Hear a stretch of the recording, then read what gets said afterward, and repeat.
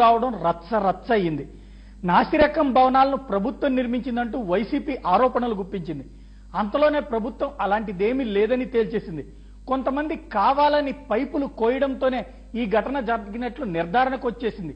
అంతేకాదు పైపులు కట్ చేసింది ఎవరో తేల్చడానికి సిఐడి విచారణ జరిపిస్తామని ప్రకటించి పరోక్షంగా వైసీపీ వైపు దృష్టి మరలేలా చేసింది ప్రభుత్వం. ఈ రెండింటిలో ఏది నిజం? సిఐడి విచారణలో నిజం నిర్ధారణ అవుతుందా? ఇది కూడా గతంలో నామకే వాస్తేగా మిగిలిపోతుందా? చిన్న వర్షానికే ఆంధ్రప్రదేశ్ అసెంబ్లీలోకి నీళ్లు రావడం సంచలనం సృష్టించింది. అందులోనూ ప్రతిపక్ష నేత వైఎస్ జగన్ ఛాంబర్లోకి నీళ్లు రావడంతో ఈ విషయానికి మరింత ప్రాచుర్యం లభించింది. జగన్మోహన్ రెడ్డి ఛాంబర్లో నీళ్లు కారుతున్న వీడియోలు సోషల్ మీడియాలోనూ ఇతర మీడియాల్లోనూ హల్చల్ చేశాయి. దీంతో ఒకసారిగా ఏపీ అసెంబ్లీ భవనాల నిర్మాణంపై నీలినీడలు కమ్ముకున్నాయి. ప్రజల్లో కూడా అనేక అనుమానాలు తలెత్తాయి. కొత్త అసెంబ్లీ భవనాలు ఇంత నాసిరకంగా ఉన్నాయా అంటూ జోరుగా ప్రచారం సాగింది.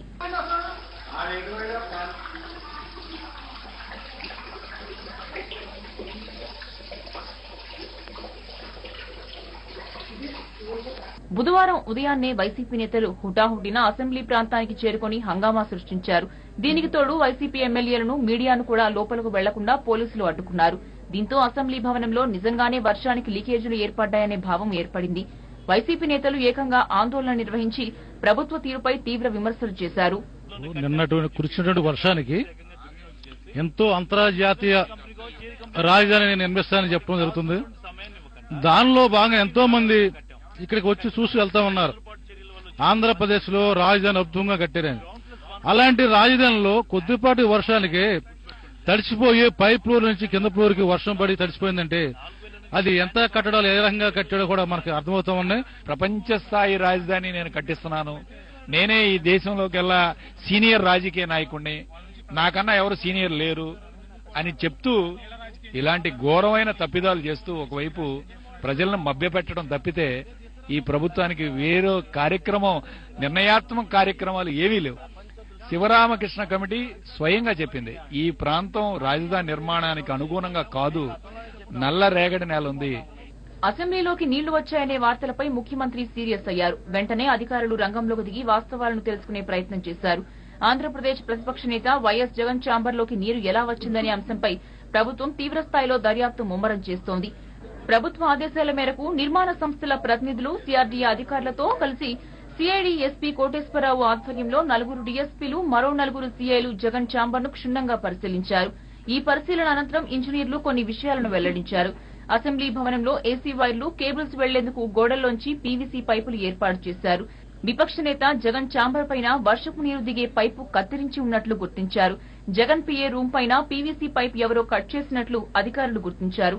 అసెంబ్లీ మొదటి అంతస్తులో వర్షపు నీరు వెళ్లే పైప్ లైన్ లోకి కొంచెం దూరంలో కేబుల్స్ వెళ్లే పీవీసీ పైప్ ఉందని వెల్లడించారు.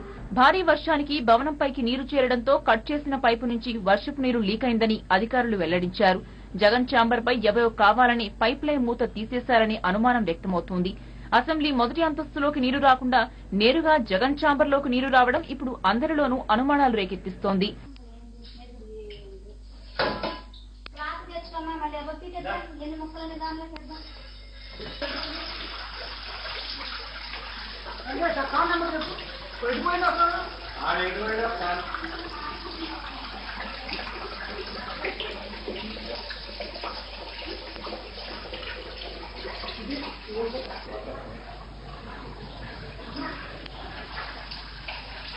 స్వయంగా స్పీకర్ కోడెల శివప్రసాద్ అసెంబ్లీ భవనం వద్దకు చేరుకుని వాస్తవ పరిస్థితిపై ఆరా తీశారు.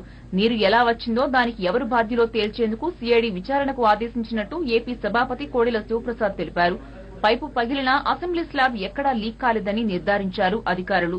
ఏసీ పైపుల ద్వారా జగన్ ఛాంబర్లోకి నీరు చేరిందని, వాటిని ఎవరో కోసేసినట్టు అనుమానం వ్యక్తం చేశారు. భవనం ప్రారంభించి 4 నెలలు అయిందని, అసెంబ్లీ ప్రత్యేక సమావేశాలు జరిగాయని అన్నారు. సమావేశాలు జరుగుతున్నప్పుడే పెద్ద వర్షం పడిందని, మంగళవారం కురిసిన వర్షానికి ప్రతిపక్ష నేత జగన్ ఛాంబర్లోకి నీళ్లు వెళ్లడంపై ఆశ్చర్యం వ్యక్తం చేశారు. ఈ ఘటన వెనుక ఎవరు ఉన్నారో సిఐడి విచారణలో అంతా తేలుతుందన్నారు. ఇన్వెస్టిగేషన్ తర్వాత ఈ పైప్ లైన్ ఎవరో కావాలని కట్ చేసినట్టుగా వచ్చింది. పైప్ లైన్ కావాలి కట్ చేసినందువల్ల వచ్చింది. దానివల్ల ఈ కట్ చేసినందువల్ల మామూలుగా రెయిన్ వాటర్ డ్రైనేజ్ నుంచి కిందకి వెళ్ళిపోవాలా. లెవెల్ పెరిగినందువల్ల ఆ డ్రైనేజ్ లోంచి వెళ్లే నీళ్లతో పాటు ఈ కట్ చేసిన ఈ పాయింట్ నుంచి కూడా కిందకి వెళ్ళినాయి. దాన్ని చిలవలు పొలవలు చేసి లేనిది ఉన్నట్టు చెప్పి ప్రభుత్వం శ్రద్ధ తీసుకోవట్లేదు, భవనాలు నాసిరకం అని చెప్పి చేశారు. నేనేమంటానంటే నేనే రాజకీయం మాట్లాడను. I want to know the fact. వెంటనే సిఐడి ఎంక్వైరీ చేస్తున్నాను. నిజంగానే స్లాబ్ లీక్ అయి నీళ్లు వచ్చాయా, ప్రభుత్వం చెబుతున్నట్లు ఎవరైనా పైప్ లైన్ కట్ చేశారా అన్న విషయంలో నిజాలేంటో సిఐడి తేల్చాల్సి ఉంది. మరి సిఐడి ఈ విషయంలోనైనా నిజాలను నిగ్గు తేల్చుతుందా అనే అనుమానాలు వ్యక్తమవుతున్నాయి.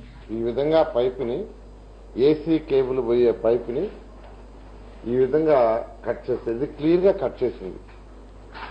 ఇది ఖచ్చితంగా ప్రాథమికంగా తెలియదు ఏంటంటే ఎవరో కావాలని కట్ చేశారు. దాని మీద ఎంక్వైరీ చేయమని పోలీస్ కంప్లైంట్ ఇవ్వమని చెప్పాం. ఆల్రెడీ అసెంబ్లీలో ఎవరైతే ఉండారో ఆ కన్సర్న్ అధికారులు దాని మీద కంప్లైంట్ చేశారు. ఈరోజు మీడియా వాళ్ళందరూ కూడా యాక్చువల్ గా దీన్ని అక్కడ ఫిజికల్ గా చూపించడం కూడా జరిగింది. అయితే దీని మీద ప్రతిపక్ష నాయకులకి ఇంకేం ఉండదు. వాళ్ళు ఏ విధంగా అల్లరి చేయాలి. వీళ్ళు 192 డేస్ అసెంబ్లీ కట్టేశారు, సెక్రటరియట్ కట్టేశారు, హైదరాబాద్ నుంచి అధికారులందరూ ఇక్కడ షిఫ్ట్ చేసేశారు.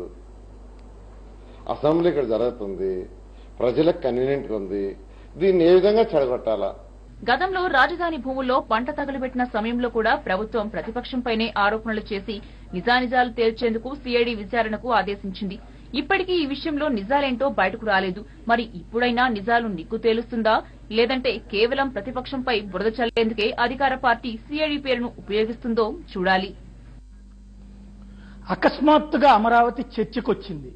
పైపు లైన్ ని కోసేశారని ఒకళ్ళు, లేదు అసలు పైపు లైన్ లీకేజీ వల్లనే నేరుగా జగన్ ఛాంబరే కాదు అక్కడ ఉన్నటువంటి ఇతర ఛాంబర్లలో కూడా నీళ్లు కారినాయని ఇంకొకళ్ళు. రెండు ఆరోపణలు ప్రత్యారోపణలే అయినాయి తప్పించి అసలు నిజమేంటన్నది తేలనటువంటి పరిస్థితి. ఎప్పుడు తేల్చుతారంటే దర్యాప్తు తర్వాతేనంటున్నారు. ఇది సరైనటువంటి పద్ధతేనా? ఈ అంశానికి సంబంధించి చర్చలో పాల్గొనేందుకు ప్రస్తుతం మనతో ఉన్నారు సూర్యప్రకాష్, ఇంజనీరింగ్ కన్సల్టెంట్, శ్రీనివాస్ లోక్సత్తా అధికార ప్రతినిధి కూడా ప్రస్తుతం మనతో పాటు స్టూడియోలో జాయిన్ అవుతున్నారు. ముందుగా సూర్యప్రకాష్ గారు, ఈవేళ సెక్రటేరియట్ చూసుంటారు, అమరావతి సెక్రటేరియట్ లో వాటర్ పడినటువంటి తీరు, అది చూసినప్పుడు మీకేమనిపిస్తోంది? అది నిర్మాణంలో ఉన్నటువంటి తేడాల వల్ల జరిగినట్టుందా, లేదంటే కుట్రపూరితంగా ఏమైనా జరిగినట్టు అనిపిస్తోందా? కుట్ర అనేది నేను మాట్లాడలేను కానండి, బట్ నిర్మాణపూరితంగా అలా జరిగేందుకు అవకాశం లేదండి. ఎందుకంటే కాంక్రీట్ స్ట్రక్చర్స్ లో ఎంత లోపాలు ఉన్నప్పటికీ కూడా నీరు అలా కారడం అనేది జరగదండి. అది ఒక పైపు ద్వారానే అలాంటి నీరు లోపలికి రాగలదు. ఎందుకంటే సెక్రటేరియట్ నిర్మాణం మొత్తం కూడా కాంక్రీట్ స్ట్రక్చర్లోనే జరిగింది. అండ్ ఆ కంపెనీలు చేసినవి కూడా బాగా పేరున్న కంపెనీలే, ఎల్ఎన్టీ కానీ షాపూర్జీ కానీ. సో అలాంటి నిర్మాణ లోపాలు జరగడానికి అవకాశం లేదండి, అసలు తావే లేదు. అంటే లైట్ల వైపు నుంచి అంటే మనం ఈవెన్ విజువల్లో చూసినా కూడా ఒక పక్కనేమో ఓపెన్ ప్లేస్ పక్క నుంచి వచ్చి నీళ్లు కారుతున్నాయి. అవి కాకుండా యువతలు ఉన్నటువంటి గదిలోకి నేరుగా సీలింగ్ లో నుంచి తడి మొత్తం జారిపోతా ఉన్నటువంటి పరిస్థితి ఉంది. ఇంకొకటి పెచ్చులు ఊడిని, అక్కడ పెచ్చులు ఊడి కూడా కింద పడ్డాయి. పైప్ లైన్ అయితే పెచ్చులు కూడా ఊడి కింద పడతాయా? అంటే ఇప్పుడు మనం ఈ మధ్యకాలంలో వచ్చే బిల్డింగ్స్ అన్నిటిలో కూడా పైప్స్ చాలా ఉంటాయండి. ఎలక్ట్రికల్ కానీ, ఎయిర్ కండిషనింగ్ కానీ, కమ్యూనికేషన్ కానీ పైప్స్ రన్ అవుతూ ఉంటాయి. ఫాల్ సీలింగ్ ఓపెన్ చేస్తే చాలా 10 రకాల పైపులు కనపడతాయండి మనకి. ఈ 10 రకాల పైపులు కూడా బయట నుంచి వచ్చేవి కొన్ని ఉంటాయి, లోపల నుంచి వచ్చేవి కొన్ని ఉంటాయి. అండ్ ఈ వర్షం నీరు ఈ పైపుల్లోకి ఎంటర్ అవడానికి అవకాశం పైప్ ఓపెన్ అయినప్పుడే ఉంటుందండి. స్ట్రక్చర్ స్లాబ్ లోంచి అంత నీరు రావడం అనేది జరగదండి, అన్లెస్ ఓపెనింగ్ ఉంటే తప్ప. స్లాబ్ లో ఓపెనింగ్స్ ఉన్న తార్కాణం లేదు అక్కడ. వచ్చే ఒక రూమ్ ఉందంటే పైన స్లాబ్ లో ఓపెనింగ్ ఉండదండి. సో ఏ రూమ్ లో అయినా ఒక ఎయిర్ కండిషనింగ్ డక్ట్, లేకపోతే లైటింగ్, మనం లైటింగ్ పెడతాం కదా, లైటింగ్ కావాల్సిన పైప్స్, కేబుల్స్ ఉంటాయి. తర్వాత కమ్యూనికేషన్, కంప్యూటర్ కనెక్ట్ చేయడానికి కానీ, లేకపోతే సీసీటీవీలు కానీ, వీటికి కావాల్సిన పైపులు ఉంటాయి. సో అవకాశం, అంత నీరు వచ్చే అవకాశం మాత్రం పైప్ లోంచే ఉందండి, స్ట్రక్చర్ లోంచి వచ్చే అవకాశం. అంటే నేను అనేది పైప్ లో నుంచి నీళ్లు వచ్చినటువంటి సమయంలో మామూలుగా అయితే నీళ్లు వరకే కారాలి, కానీ సీలింగ్ కి సంబంధించిన పెచ్చులు కూడా ఊడే స్టేజ్ కిందకు వస్తాయి. ఇప్పుడు సీలింగ్ లో మనం ప్లాస్టర్ ఆఫ్ ప్యారిస్ వాడతాం, జిప్సమ్ వాడతాం, లేకపోతే ఈ టైల్స్ ఈ మెటీరియల్ లూజ్ మెటీరియల్తో తయారైన టైల్స్ ఉంటాయండి. టైల్స్ మామూలుగా they are not expected for water proofing అది. సో వాటర్ వచ్చినప్పుడు ఆ టైల్స్ స్పెషల్గా జిప్సమ్ కానీ పిఓపి కానీ ఊడిపడే అవకాశం ఉంది. అంటే ఇంకా అప్పుడు ఎప్పుడైనా ఏయో బాగా నానిపోయి పాడైపోయి శిథిలావస్థలో చేరిన ఇళ్లలో అట్లా కారడం అంటే ఓకే. కొత్తగా కట్టినటువంటి భవనంలో అట్లా కారతాయి, అసలు ఇల్లు కట్టుకోవడం ఎందుకు? అందరూ ఇళ్లలో నుంచి కూడా పైపులు ఎక్కడో చోట లీకేజీ కాకుండా ఉండవు, నీళ్ళు ఏమైనా తేడాలు రాకుండా ఉండవు. అప్పుడు ఇంకా దాంతో ఉపయోగమే ఉంటాయి. అంటే ఈ పైపులు ఏవైతే ఉన్నాయండి, ఎయిర్ కండిషనింగ్ కానీ ఎలక్ట్రికల్ కానీ, ఆ పైపులు నీళ్లు తీసుకురావడానికి డిజైన్ కాలే. రైట్. సో ఆ జాయింట్స్ లో ఓపెనింగ్స్ ఉంటాయి. అసలంటూ వాటర్ ఎంటర్ అయితే ఆ పైప్ లోకి ఈ జాయింట్స్ నుంచి ఎక్కడైనా బయటకు రావచ్చు. వచ్చినప్పుడు ఈ ఫాల్ సీలింగ్ కూడా వాటర్ కోసం పెట్టింది కాదు, అది ఓన్లీ ఎయిర్ కండిషనింగ్ ఎఫెక్టివ్నెస్ కోసం, ఇన్సులేషన్ కోసం పెట్టిన మెటీరియల్ అది. సో ఇన్సులేషన్ అంటే ఎప్పుడు కూడా లూజ్ మెటీరియలే ఉంటుందండి. 20 kg per క్యూబిక్ ఫీట్ అలా వెయిట్ తక్కువ ఉన్నవి ఉంటాయి. అది వాటర్ పడినప్పుడు అది లైట్ వెయిట్ వల్లే అది యాజ్ ఇట్ ఈజ్ విరిగి పడే అవకాశం ఉంటుంది. సో ఫాల్ సీలింగ్ బేసిక్ గా నీళ్లు లోపలికి రావడానికి డిజైన్ చేయం, స్లాబ్ చేస్తాము. బట్ స్లాబ్ లో అంత నీరు రావడం అనేది జరగదండి. ఒకవేళ లోపపూరితమైన స్లాబ్ అయినా అంత నీరు రాదండి. రైట్. అంటే పైపు కట్ అయితే నీళ్లు యాడ్ అయినాయి అనుకోవాలా దీన్ని, లేకపోతే పైపులో ఏమన్నా లీక్ అయితే కూడా అట్లా జరుగుతాయి? అంత వాటర్ పైప్ లో లీక్ అయితే ఈ రూమ్ లోకి వాటర్ పైపులు ఏవి రావు. సో మరి వచ్చినాయి, వచ్చాయంటే వేరే పైప్ లోకి వాటర్ ఎంటర్ అయింది. అది ఎలా ఎంటర్ అయింది అనేది చూడాల్సిన విషయమే, అది ఇన్వెస్టిగేట్ చేయాలి. రైట్. మీరేమంటారు శ్రీనివాస్ గారు? ఒకటండి, కొన్ని 100 కోట్లతో కట్టిన నిర్మాణం, అది అంతర్జాతీయ సంస్థలతో కట్టించిన నిర్మాణం, అది చిన్న చిన్న కట్టదు, ఎల్ఎన్టీ లాంటి పెద్ద పెద్ద సంస్థలు కట్టిన నిర్మాణం అది. తర్వాత అందరూ కూడా ఒక తాత్కాలిక సెక్రటేరియట్ గురించి అనే భావన కొంతమంది విమర్శలు చేసినా మనం ఏమన్నామంటే తాత్కాలికంగా నిర్మాణం చేసుకున్నాం, రేపు శాశ్వతంగా నిర్మాణం చేసుకున్న శాశ్వత భవనము శాశ్వత భవనంగా ఉంటుంది, మాత్రమే తాత్కాలికం అని చెప్పేసి చెప్పింది. ఇవన్నీ జరిగిన తర్వాత ఈ రోజు మొట్టమొదటిసారిగా వాతావరణం వర్షం వచ్చిన తర్వాత ఒక లీకేజ్ వచ్చింది. లీకేజ్ వచ్చినప్పుడు ఒక బాధ్యతాయుతంగా అక్కడ నారాయణ గారు కానీ, ఆ కన్స్ట్రక్షన్ లో ఉన్న నారాయణ గారు కానీ, లేకపోతే వేరే మంత్రులు కానీ ఎవరన్నా మాట్లాడినప్పుడు ఇదేదో టెక్నికల్ ఎక్కడో సాంకేతిక లోపం అయితే జరిగింది, దీన్ని ఖచ్చితంగా మేము ఫర్దర్గా ఏదైనా మిగతా రాకుండా మేము సరి చేసుకుంటామని చెప్పేసి ఒక హుందాగా మాట్లాడుంటే ఈ రోజున మనం వైసీపీ ప్రతిపక్ష వాళ్ళు కానీ ఎవరో కానీ మాట్లాడే అవకాశం లేకపోకుండా ఉండేది. అది కాకుండా సిఆర్డీఏఎం కమిషనర్ గారేమో ఒక మాట, తలుపులు తెరిచినమో లోపలికి వాటర్ వచ్చేసిందని ఒక మాట అంటారు. స్పీకర్ గారేమో మొత్తం కావాలని పైపులు కోసారు కాబట్టి లోపలికి వచ్చినాయని చెప్పేసి ఒక మాట అంటారు. ఇంకా నారాయణ గారు అయితే ఫోటోలు కూడా చూపించి ఇక్కడ కట్ అయిందని చెప్పేసి దీని మీద ఒక ఏదో సిఐడి కమిషన్ లాంటివి వేస్తామని చెప్పేసి అంటున్నారు. కేవలం జగన్ గారికి ఆఫీసులో కొట్టే కదా రాలేదు కదా, ఇప్పుడు రెవెన్యూ డిపార్ట్మెంట్ దాంట్లో కూడా వాటర్ వచ్చింది. అంటే రెవెన్యూ ఆఫీసర్ లోపల ఉన్న వాళ్ళు కూడా పైపులు కట్ చేసుకున్నారా, అయితే వాళ్ళే తలుపులు తెచ్చుకున్నారా? తలుపులు అనేవి సైడ్ ఉంటాయి కానీ పైన మరి సీలింగ్కి చిల్లులు పడేలా కొత్త టెక్నాలజీ అని వచ్చిందేమో మాకైతే తెలియదు. మేమేమంటున్నామంటే అది హుందాగా కానీ జరిగి, అంటే మొన్న దాంతోపాటు సెక్యూరిటీ వాళ్ళది కూడా గోడ కూలిపోయింది, జేసీబీ వాళ్ళతో కూడా కూల్చోసి వచ్చింది. అదే సందర్భంలో ఈ కట్టడంలో కూడా మొట్టమొదటిగా అప్పట్లో జరిగినప్పుడు కూడాను సరైన డ్రైనేజీ సిస్టమ్ లేదని, లేకపోతే టాయిలెట్స్ సరిగ్గా లేవని చెప్పేసి అక్కడ ఉన్న ఆఫీసర్స్ కానీ ఎంప్లాయీస్ కానీ చాలా బాధలు పట్టడం, తర్వాత అవన్నీ కవర్ చేయడం. నిజంగా కొత్తగా వచ్చినప్పుడు ఏదైనా నిర్మాణ లోపాలు ఉండొచ్చు, అవన్నీ ఇటువంటి కొత్తగా వచ్చినప్పుడు ఏదైనా జరుగుండొచ్చు. మనమేమంటున్నామంటే ఇదే హుందాతనం కోల్పోయి రకరకాల స్టేట్మెంట్లు ఇచ్చి ప్రతి దానికి ఒక కమిటీలు, సిఐడి కమిటీ అంటే మరీ జోక్ అయిపోయిందంటే చంద్రబాబు నాయుడు గారు గవర్నమెంట్ వచ్చిన తర్వాత ఎన్ని సిఐడి కమిటీలు ఇచ్చారు? ఒక దర్యాప్తులు, ఒక సిఐడి దర్యాప్తులు ఒక శ్వేతపత్రం విడుదల చేయగలరా? రాజమండ్రి కమిషన్ ఏమైందంటే 2 సంవత్సరాలు 28 మంది మరణించి ఇప్పుడు దానికి దిక్కు దివానం లేదు. రైతులు తగలబెట్టారని చెప్పేసి రైతులు భూములు పొలాలు తగలబెట్టేసారు, తోటలు తగలబెట్టిన దాన్ని అది కూడా ప్రతిపక్షం మీద వేశారు, దానికి ఒక కమిటీ అన్నారు. అంటే రకరకాల తుని రైలు, ఆ రైలు ఏమైపోయిందో కూడా తెలియదు. అలాగా అన్ని కమిటీలు లేకపోతే దర్యాప్తు సంస్థల మీద నెట్టేయడమే కాకుండా సరిగా నిజంగా లోపం అయితే జరిగింది స్పష్టంగా అనిపిస్తుంది. మరి ఈ రోజున మీడియాని ఎందుకు అనుమతించలేదండి లోపలికి? నిజంగా మీడియా కానీ అనుమతించి ఇగో ఇక్కడ ఈ నిర్మాణానికి లోపం జరిగింది, బాధ్యులైన మీద ఖచ్చితంగా అధికారుల మీద చర్యలు తీసుకుంటాం, ఈ లోపం మాత్రం చిన్న లోపమేం కాదు, ఎందుకంటే కొన్ని 100 కోట్ల నిర్మాణం కట్టింది కాబట్టి అని చెప్పుంటే ఈ రోజున ప్రతిపక్షం కానీ వేరే పార్టీ వాళ్ళు కానీ లేకపోతే మీడియా వారు కానీ ఎవరికి అనుమానాలు రావు, ఎవరో నిందలేసే పని కూడా లేదు.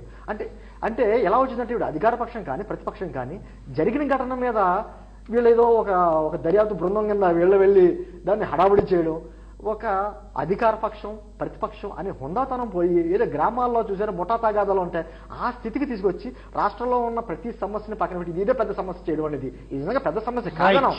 కాకపోతే దానికి ఇంత చేయవలసింది లేదు. ఇంత సిఐడీలు సిబిఐ దర్యాప్తు వాళ్ళు సిఐడి అంటేనేమో వైసీపీ వాళ్ళు ఏమన్నారంటే సిబిఐ దర్యాప్తు కోరుతామన్నారు. అంటే ఇది జరిగే పనేనా? అసలు నిర్మాణంలో లోపం ఎక్కడుందో కనుక్కొని సరి చేసుకుంటారా లేకపోతే వీటిలో చేస్తారా? ఇక్కడ ఒక కొత్త కన్స్ట్రక్షన్ అట్లాగా పెచ్చులు ఊడుతుంటది అనేటువంటిది. అంటే ఇది వాస్తవానికి కన్స్ట్రక్షన్ పూర్తయిపోయి 9 months అయిపోయింది. ఆల్రెడీ ఒక అసెంబ్లీ సెషన్స్ జరిగినాయి. ఇంకొకటి ఈ లోపు మిగతా బిల్డింగ్స్ అన్ని కూడా రెగ్యులర్ రన్నింగ్ లో ఉన్నాయి.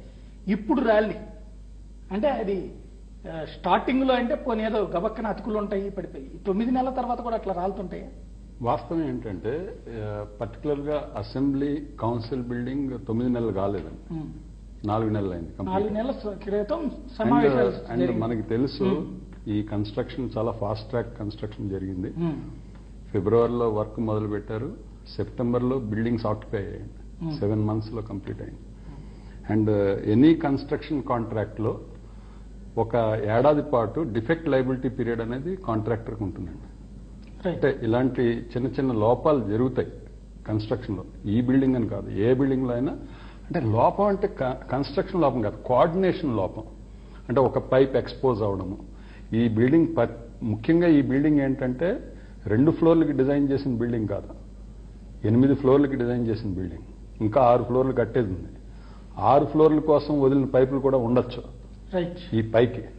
సో వాటిని క్లోజ్ చేస్తారు. లీన్ కాంక్రీట్ అని చెప్పి మేము మెయిన్ కాంక్రీట్ కాకుండా లీన్ కాంక్రీట్ తో చేస్తాం, దానిపైన వాటర్ ప్రూఫింగ్ చేస్తాం. ఇలాంటి కొన్ని చోట్ల పెచ్చులు ఊడడం అనేది జరగచ్చు. అది కాకుండా ఈ లాస్ట్ మినిట్ జరిగిన పనులకు కూడా కొంత కవరింగ్ చేస్తూ ఉంటారు. సిమెంట్ ఇంకా ఎలాంటి వర్క్ జరుగుతోంది అక్కడ సెక్రటేరియట్ లో. సో ఇలాంటి కొన్ని ఉండొచ్చండి. ఆయన చెప్పినట్టుగా, రామకృష్ణ గారు చెప్పినట్టుగా దీన్ని అంత పెద్ద ఇష్యూ చేసేసి it's a regular construction activity.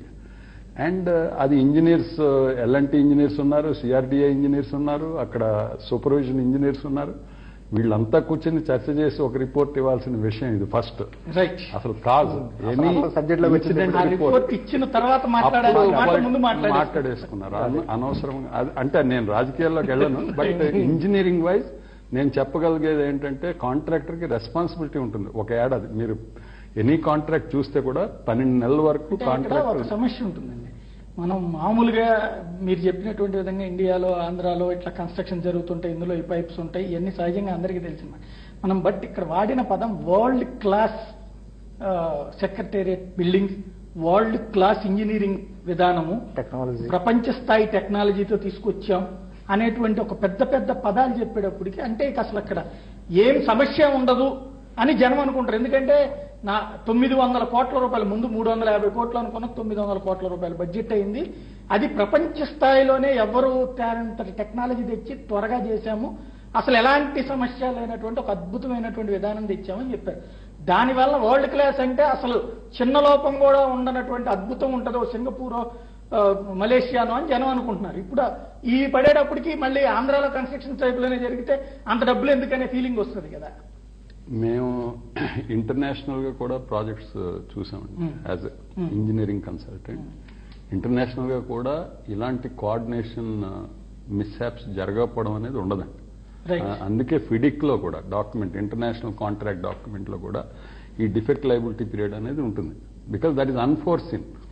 ఇప్పుడు మీరు చూస్తే ఒక 10 మంది different engineers, computer science, CCTV surveillance, plumbing, sanitary, fire fighting, electrical, ఇన్ని డిసిప్లిన్స్ అందరూ కలిసి డ్రాయింగ్స్ చేసి ఈ బిల్డింగ్ కడతారండి. ఇందులో ఎక్కడో ఒక చోట కనెక్షన్ రాంగ్ కావచ్చు, అది కట్టి వర్షం పడితే గానీ తెలిసేది కాదు, బయటకు వచ్చేది కాదు. జరిగిందేదో జరిగింది, లోపం ఉందని చెప్పేసి ఉంటే ఇంత గొడవ లేకుండా ఉన్నా పోను. కేవలం జగన్మోహన్ రెడ్డి గారి ఛాంబర్లోకే వాటర్ రాలేదు, మిగతా ఛాంబర్లో కూడా వాటర్ వచ్చింది. తర్వాత ఓ పక్కన టెక్నాలజీ గురించి మనమే చెప్పుకుంటున్నాం. ఎక్కడ పిడుగు పడుతుందో అనేది ముందే తెలుసుకునే టెక్నాలజీ మనకు వచ్చింది. ఇంత వర్షం పడుతుంది, ఇంత వర్షపాతం రావచ్చు, ఏ విధమైన జాగ్రత్త. ఇప్పుడు హైదరాబాద్ లో కేటీఆర్ గారు మనం చెప్పారు వర్షం వస్తే భయం వేస్తుంది అని. మ్యాన్ హోల్స్ అన్ని క్లియర్ చేసుకోవడం, వాతావరణం వర్షాకాలం వచ్చేటప్పటికి అటువంటి అన్ని చర్యలు తీసుకుంటే ముందు ఇప్పుడు ఇంత వర్షం రాబోతుందని చెప్పేసి టెక్నాలజీ తెలియాలి కదా. పిడుగు పడుతున్నదా అని వర్షం పడుతుంది తెలియట్లేదా, తెలిసి ఆ మ్యాన్ హోల్స్ కానీ అక్కడ ఉన్న హోల్స్ అన్ని ఓపెన్ చేసుకుంటే వాటర్ ముందే కనపడకుండా వెళ్ళిపోయేది. ఆ చేయకుండా ముందు జాగ్రత్తలు చర్యలు తీసుకోకుండా దీన్ని ఒక డైవర్ట్ చేసి ఏదో ప్రధాన ప్రతిపక్షం మీద చేయడం, వీళ్ళ కూడాను దాన్ని ఒక హైప్ క్రియేట్ చేయడం. కేవలం జగన్మోహన్ రెడ్డి గారి ఆఫీసులోనే వర్షం కురిసిందని కాకుండా అక్కడ మిగతా ఆఫీసులో కూడా కురిచింది. అంటే మొత్తం నిర్మాణాలన్నీ ఇలా ఉన్నాయి అనే దాని మీద మాట్లాడకుండా ఈ పైపుల గురించి మాట్లాడడం, ఇవన్నీ ఏంటంటే ఒకరి మీద ఒకరు బుర్ర జల్లుకుంటా బాగుంటున్నాయి తప్ప రాజకీయంగా చల్లుకోవడం. కానీ నిజంగా ఎప్పటికైనా మీ ద్వారా మేము చెబుతున్నాం కూడా, ఏమన్నా లోపాలుంటే సరి చేసుకోండి. మీ దగ్గర లోపం ఉంటే సౌహృదయంతో మంచి హుందాతనంగా ఒప్పుకోండి. అంతే తప్ప ప్రకటనలు ఇచ్చుకుని అయ్యి చేసి నిర్మాణాలను ఇలాగే చేసుకుంటూ వెళ్తే ఇన్ని 100 కోట్లతో కట్టిన దానికి ఇలాగే ఉంటే రేపు పొద్దున భవిష్యత్తులో గట్టబోయాడు ఎలా ఉంటాయని అనుమానాలకు ఇచ్చేది అలాగా మీరే చేసుకుంటున్నారు తప్ప మీ మీద ఎవరో బురద చల్లట్లేదని చెప్పేసి మా ఉద్దేశం. రైట్. అంటే ఇక్కడ ఇందాక ఈయనన్నట్టు కానీ లేకపోతే వాస్తవంగా అసలు ఏం జరిగింది అన్నటువంటిది ఆలోచించి చెప్తే బాగుంటుందా, లేకపోతే అసలు ఏమీ లేదని చెప్తే బాగుంటుందా? అది ఏమీ లేదని చెప్పడం తప్పండి. యాక్చువల్గా it is a simple routine matter, let engineers decide.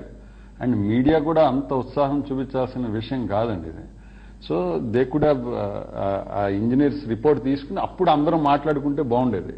వీరు తప్ప వారు తప్ప, అందులో నిజంగా పెద్ద తప్పు జరిగి ఉంటే. అంటే ఒక కొత్త బిల్డింగ్, కొత్త రాజధాని, కొత్తది ఆల్రెడీ వెల్ ప్రిపేర్డ్ అని అనౌన్స్ చేసిన తర్వాత అందులో నుంచి వచ్చేటువంటి అందరి దృష్టి దాని మీదనే ఉంటుంది, అటెన్షన్. అక్కడ జరిగే చిన్న లోపమైనా సరే కంపల్సరీగా పబ్లిక్ చూస్తూ ఉంటారు. మనం మామూలుగా జరిగింది బిల్డింగ్ కట్టుకున్నామంటే ఎవరు కాదండి. అది కూడా చంద్రబాబు గారే చేశారు. అంతర్జాతీయ ప్రమాణాలతో ఉన్నప్పుడు అసలు ఎలాంటి లోపం ఉండకూడదని జనం ఫీల్ అవుతారు. ఎందుకంటే ఇప్పుడు ఇక్కడ కట్టుకున్నప్పుడు మన ఇళ్లలోనైనా ఏదో తేడా వస్తుంది. అదే తేడా అంతర్జాతీయ ప్రమాణాలతో అంతర్జాతీయ స్థాయి డబ్బులు కట్టినప్పుడు జరిగిందన్నప్పుడే ఫస్ట్ వచ్చిందనమాట. అది సార్ ఇప్పుడు కారు కొనుక్కోవడం అనేది ఒక ఫ్యాక్టరీలో తయారవుతుంది, 100 క్వాలిటీ చెక్లు జరుగుతాయి, ఆ తర్వాత మన కారు డెలివరీ చేస్తాడు. డెలివరీ చేశాక తేడా వస్తే కంపెనీదే బాధ్యత. ఇప్పుడు డెలివరీ జరిగిపోయింది. అది కానీ ఇక్కడ కన్స్ట్రక్షన్ అనేది మీకు తెలుసు, 1000 మంది వర్కర్స్ పనిచేస్తారు, అందులో కొందరు అన్స్కిల్డ్ వర్కర్స్ ఉంటారు. ఇంతమంది పనిచేసేటప్పుడు లోపాలు రావడం అనేది ఇంటర్నేషనల్లీ కామన్ అని చెప్తున్నాను. రైట్. సో మన దాంట్లో లోపం ఇక్కడ ఒక్క చోటే రాలా సెక్రటేరియట్. ఆ విషయం కానీ స్పీకర్ గారో లేకపోతే నారాయణ గారో చెప్పేసి ఉంటే అసలు సమస్య లేకుండా ఉండేది. అది ఏమీ లేకుండా ఇతరుల మీద తోసేయడంలోనే వచ్చిందండి సమస్య. రైట్. ఈ పరిస్థితి మొత్తం మీద అంతర్జాతీయ ప్రమాణాలతో ఏర్పాటైనటువంటి సచివాలయంలో వచ్చినటువంటిది సహజ సిద్ధమైనటువంటి సమస్య తప్ప అందులో పెద్ద తీవ్ర స్థాయిలో ఆలోచించాల్సినటువంటి అవసరం లేదని నిపుణులు చెప్తున్నారు. అదే సమయంలో దాన్ని ఆ లోపాలని కూడా సరి చేసుకోవాలని చెప్తున్నారు. ఇంకొక వైపున దీని మీద రాజకీయపరమైనటువంటి ఆరోపణలు ప్రత్యారోపణలు మాత్రం కొనసాగుతూనే ఉన్నాయి. మరి అది సబబా కాదా అన్నటువంటిది ఆయా పార్టీలు ఆలోచించుకోవడంతో పాటుగా ప్రజలు కూడా దీన్ని ఏ కోణంలో చూడాలన్నటువంటిది తేల్చుకోవాల్సినటువంటి అవసరం ఉంది. ఇది అంశానికి సంబంధించి చర్చ. తాజా అప్డేట్స్ సరికొత్త బులెటిన్ మరి కాసేపట్లో మేము ముందుంటుంది. చూస్తూనే ఉండండి జెమిని న్యూస్.